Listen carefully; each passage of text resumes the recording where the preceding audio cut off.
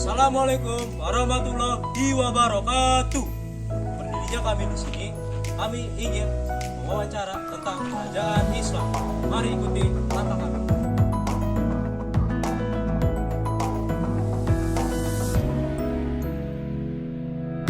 Can you hear it? The song the bell hits me like when I see the shine. Kesultanan ini didirikan pada abad ke-16 dan memainkan peran penting dalam sejarah serta penyebaran Islam di wilayah Kalimantan.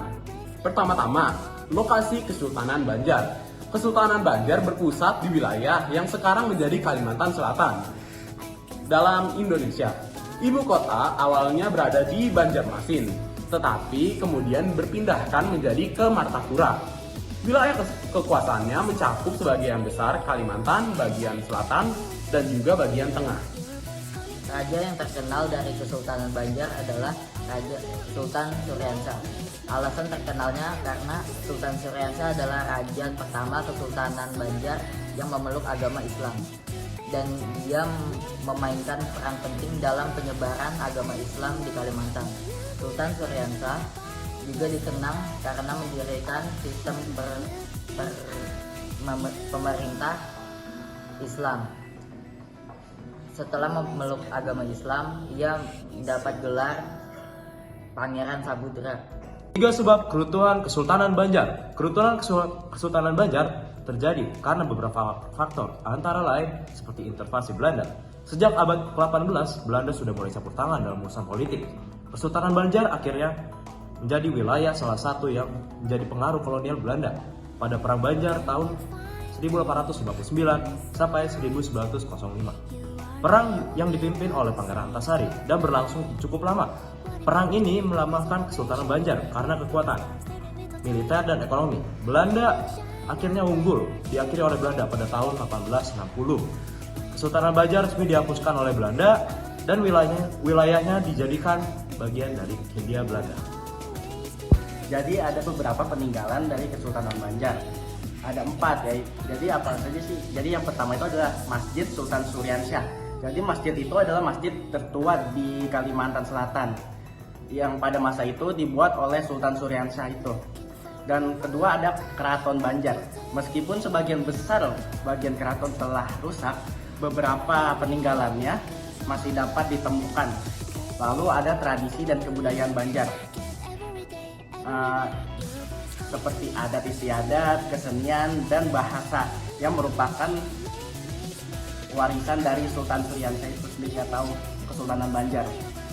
Lalu ada makna sejarah dan perjuangan. Nama-nama pahlawan seperti Pangeran Antasari masih dikenang sebagai tokoh perlawanan terhadap penjajah Belanda pada saat itu. Oke Mas, terima kasih kepada tim Kesultanan Banjar telah menyampaikan informasi tentang Kesultanan Banjar.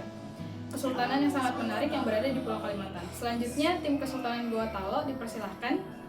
Pada kesempatan kali ini, saya akan memberitahu sedikit saja yang saya tahu tentang Kerajaan Gorontalo.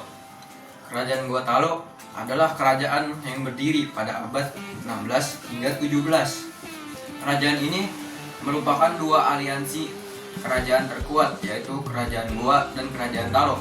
Dengan alasan Kerajaan Goa dan Talo ingin mempersatukan kerajaan tersebut agar menjadi kekuasaan yang lebih besar. Setelah itu, lokasinya terletak pada Makassar, Sulawesi Selatan.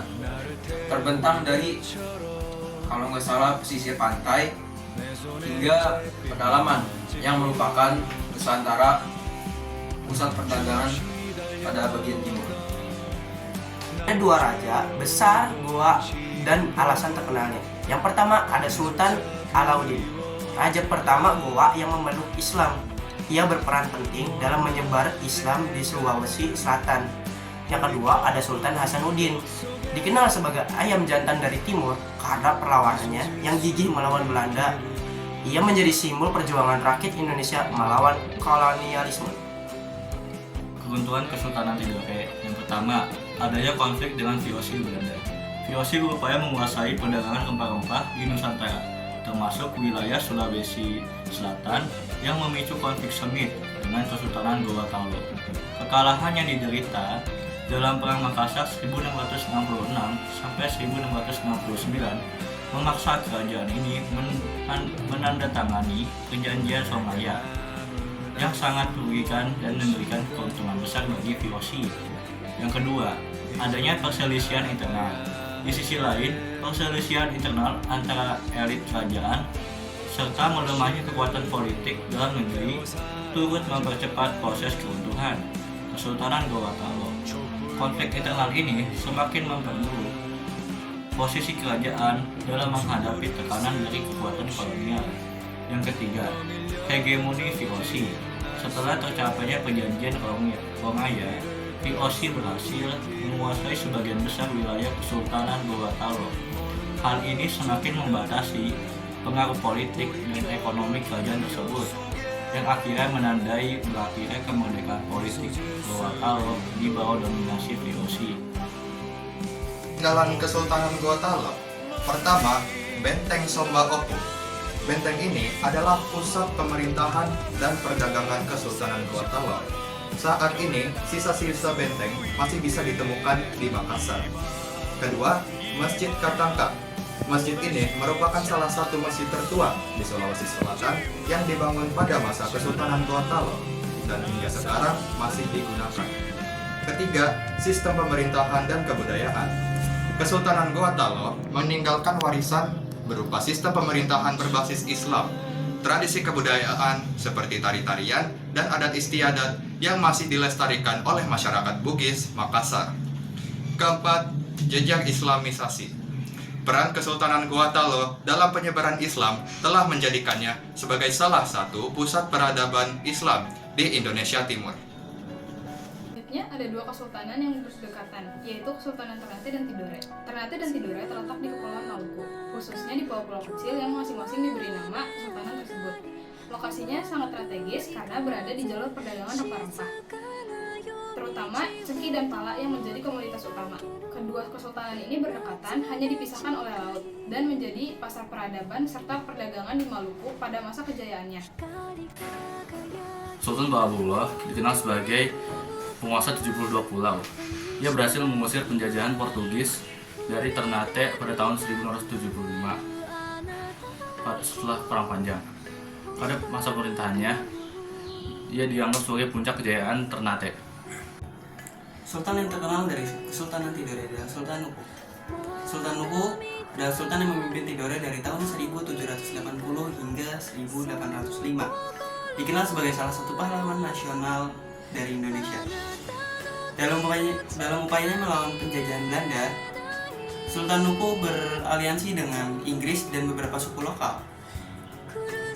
Keberanian dan kepemimpinannya membuat Tidore tetap menjadi kekuatan yang berpengaruh di wilayah Maluku hingga abad ke-19. Sosoknya hingga kini dikenal sebagai simbol perjuangan dan diplomas yang cerdas.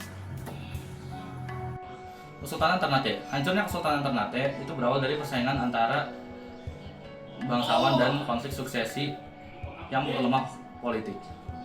Lalu pengaruh penjajahan Eropa, terutama Portugis dan Belanda, yang mengambil kesempatan untuk menguasai perdagangan rempah-rempah, dan hilangnya kekuasaan ekonomi setelah pusat perdagangan beralihkan ke Batavia atau Jakarta pada masa kolonial.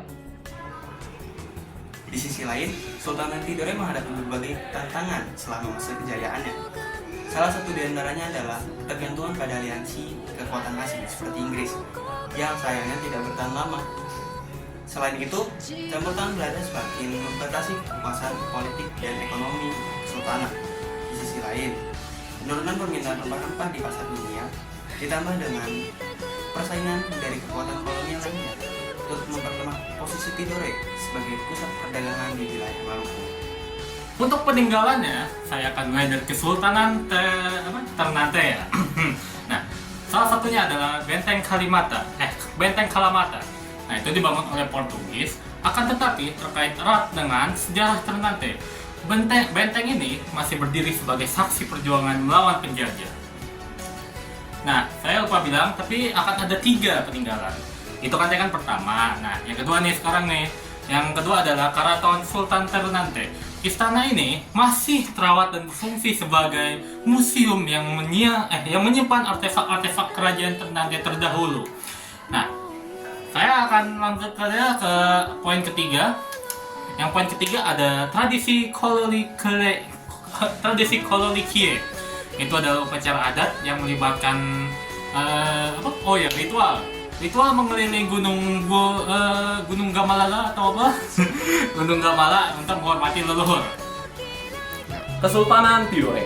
Pertama-tama ada Keraton Tidore sebagai pusat pemerintahan kesultanan yang menjadi ikon budayanya atau ikon budayanya.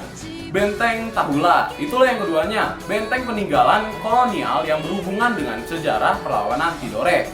Lalu ada yang terakhir, tradisi Jou Singhai, upacara adat Tidore yang melibatkan pakaian tradisional khas dan tari-tarian sebagai penghormatan terhadap leluhur.